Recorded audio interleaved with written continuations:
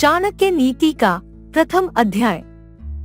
तीनों लोकों के स्वामी सर्वशक्तिमान भगवान विष्णु को नमन करते हुए मैं एक राज्य के लिए नीति शास्त्र के सिद्धांतों को कहता हूँ। मैं यह सूत्र अनेक शास्त्रों का आधार लेकर कह रहा हूँ। जो व्यक्ति शास्त्रों के सूत्रों का अभ्यास करके ज्ञान ग्रहण करेगा उसे अत्यंत वैभवशाली कर्तव्य के सिद्धांत ज्ञात होंगे। उसे इस बात का पता चलेगा कि किन बातों का अनुसरण करना चाहिए और किन का नहीं। उसे अच्छाई और बुराई का भी ज्ञात होगा और अंततः उसे सर्वोत्तम का भी ज्ञान होगा।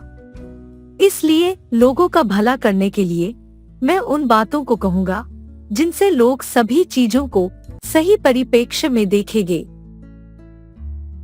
एक पंडित भी घोर कष्ट में आ जाता है यदि वह किसी मूर्ख को उपदेश देता है, यदि वह एक दुष्ट पत्नी का पालन पोषण करता है या किसी दुखी व्यक्ति के साथ अत्यंत घनिष्ठ संबंध बना लेता है।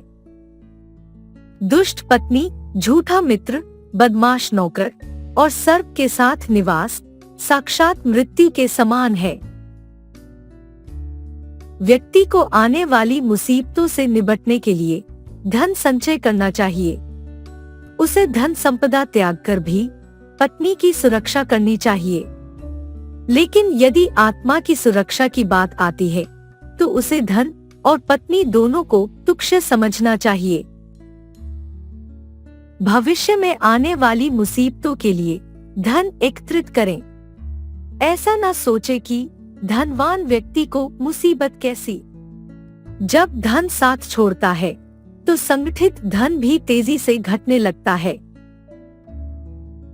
उस देश में निवास न करें जहां आपकी कोई इज्जत नहीं हो, जहां आप रोजगार नहीं कमा सकते, जहां आपका कोई मित्र नहीं और जहां आप कोई ज्ञान अर्जित नहीं कर सकते।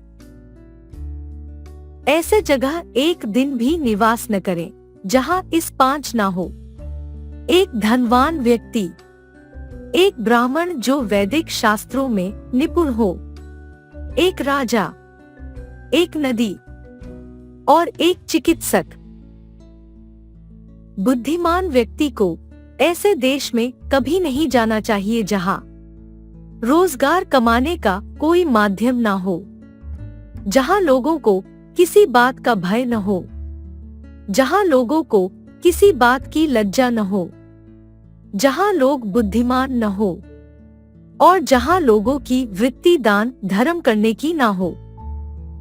नौकर की परीक्षा तब करें जब वह कर्तव्य का पालन न कर रहा हो। रिश्तेदार की परीक्षा तब करें जब आप मुसीबत में घिरे हों। मित्र की परीक्षा विपरीत परिस्थितियों में करें और जब आपका वक्त अच्छा न चल रहा हो तब पत्नी की परीक्षा करें। अच्छा मित्र वही है जो हमें इस परिस्थितियों में नहीं त्यागे।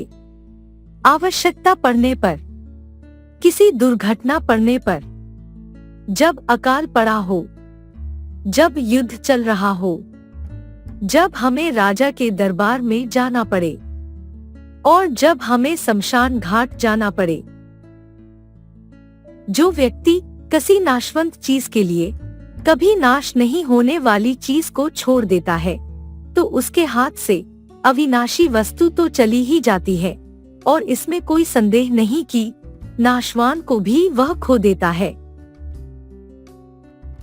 एक बुद्धिमान व्यक्ति को किसी इज्जतदार घर की अविवाहित कन्या से किस व्यंग होने के बावजूद भी विवाह करना चाहिए।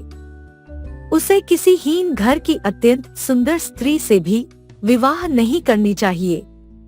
शादी विवाह हमेशा बराबरी के घरों में ही उचित होता है। इन पांच पर कभी विश्वास ना करें।